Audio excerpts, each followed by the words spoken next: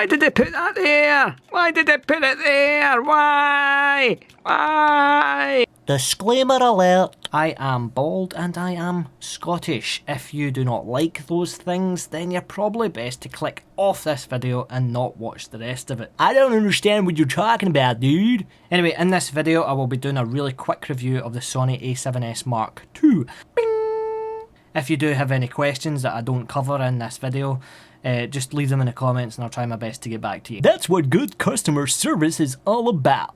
Okay, so let's run through some of the pros and cons of the Sony A7S Mark II. So the first pro of this camera is the HD image quality. This thing is so sharp, the image is so detailed. When I've compared it to my Canon 6D, my 60D and my 70D, they all look like mush and completely out of focus in comparison. Obviously the camera also shoots 4K internally, which is a great plus to have.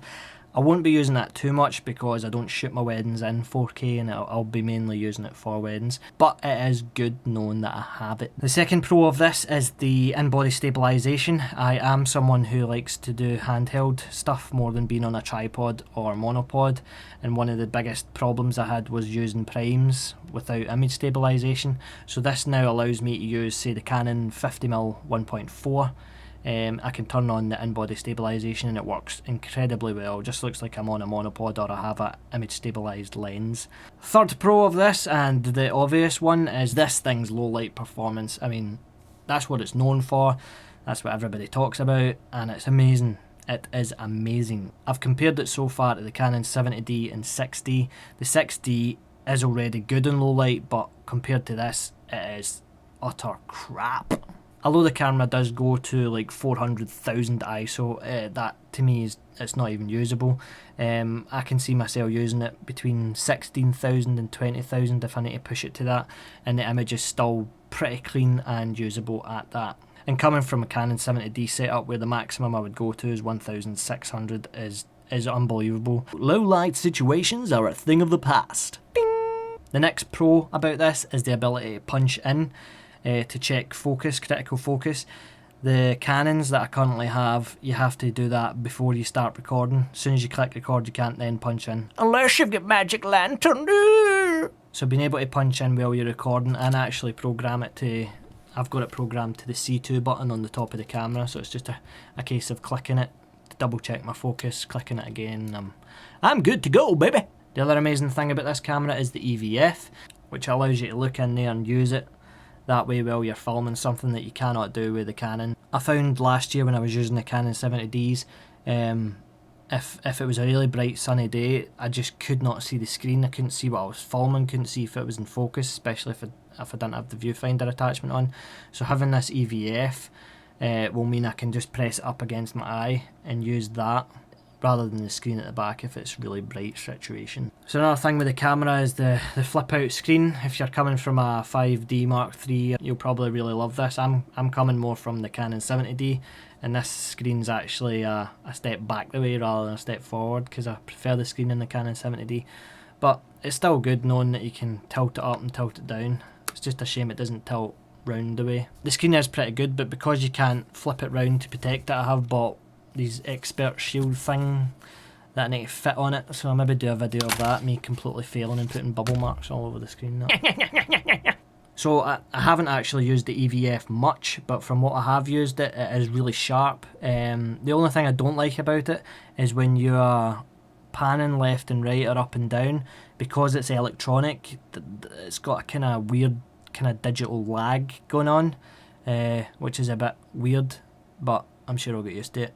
The other cool thing about the A7S is it can be powered by USB. I've already done a video on this, so check out my channel. And the last thing to mention is the camera does shoot in S-Log2 and S-Log3, which give you a wide dynamic range and allow you to grade and stuff in post. I won't be using them much for weddings, but it is good just knowing that they're there if I do want to do some creative filming. Okay, so let's quickly get on to the bad points so far. The first one, even when I'm doing this review, it's actually giving me cramp.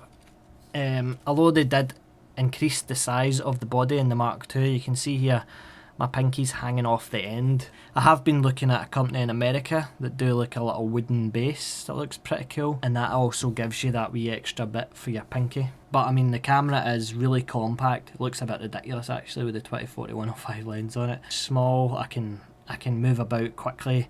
It's not a big stupid shoulder mount camcorder. But yeah, it would have been good if Sony just made it a wee bit longer at the bottom for us with the pinkies. What I will say is though, my wife loves it. She's got smaller hands than me and it fits her hand perfectly, so you know, it just depends. If you've got big hands, might be a bit annoying. The second thing that I'm not really liking is the menu system on this. It just seems like there's just layers and layers of menu. I've had the camera 3 or 4 weeks now and I'm still not used to where everything is, and it's quite frustrating if you're trying to change something quickly to capture something. Trying to remember where all the settings are, but I'm sure I'll get used to that over time, so it's not really that much icon. It can be a bit scary, you know. Are you Irish? Scottish. Another slight con with the camera is the lens situation. Sony don't really have a great selection of lenses that are geared more to video.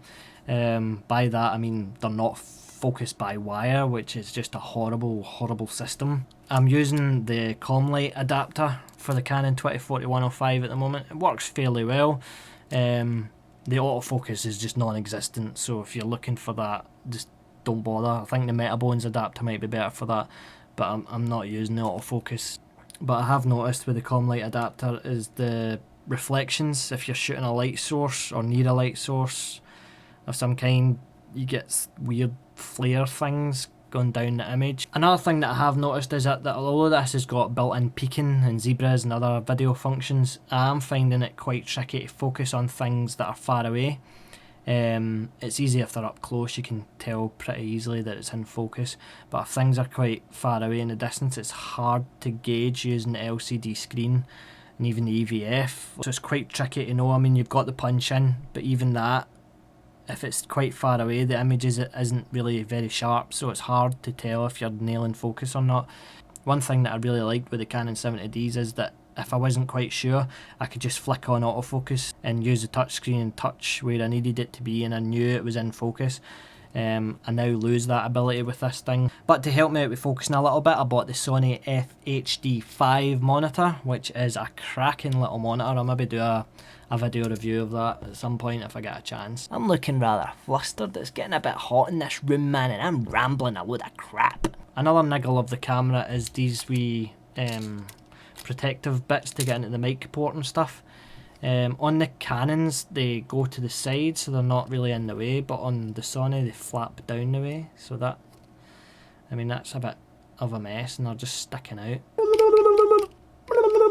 So the biggest problem with this camera is the battery life. I mean, the battery life completely sucks. They say that this is an improvement over the A7S, so I can't even imagine how bad the battery life on that must be. But I mean, you get about an hour, which actually seems like quite a lot, but it's really not. I could easily get 2 to 2.5 hours out of my Canon batteries, but you do have that ability to use the USB port for USB power bank. So it's not really that bad, really, is it? The batteries are pretty small as well and fairly inexpensive. What you gonna do, kid?